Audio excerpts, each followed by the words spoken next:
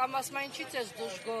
աշխատավարձը նորմալ էլ աշխատավարձ է, բայց չի մտածում, որ ինքը իր տունը նստած իր համար տա նորմալ աշխատավարձը ասենք, բայց մենք վարձ ենք տալի, կոմունալ ենք փակում, եւ ասում առանց շոր կներեք արտահայտությանս համար տկլոր դուրս ենք եկել, շոր պիտի առնենք, եւ ասում երեխա ենք մեծացնում, իրանք այվերասալակուշտ ու սովածի տեղը գադրի երբեք չի իմանա,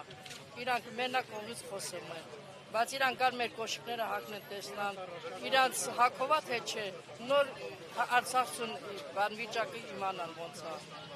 դժվար է, շատ դժվար է, 16 տարեկան երեխես ընկած, սկլադում աշխատում է, որ կարա օրվա փող աշխատի, որ համ ապրենք, համ տան վաստանք, դրսեր ինչ ապրենք,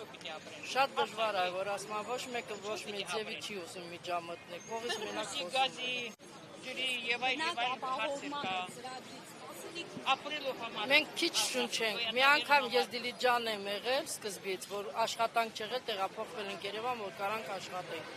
ՄԱԿ-ի ներկայացուցիչներից մեկ էլ այս կառավարությունի ներկայացուցիչներից մարդ ա եղել, հարց եմ տվել իրանց, ասում եմ երկու շունչենք, ինչ պիտի դառնանք, 40+ ստանում ենք, ասենք վրենե դնում ենք, վարձ ենք տալի, բա ոնց պիտի հետո ապրենք, ասում եկել ուզում ես Դիլիջան ապրես,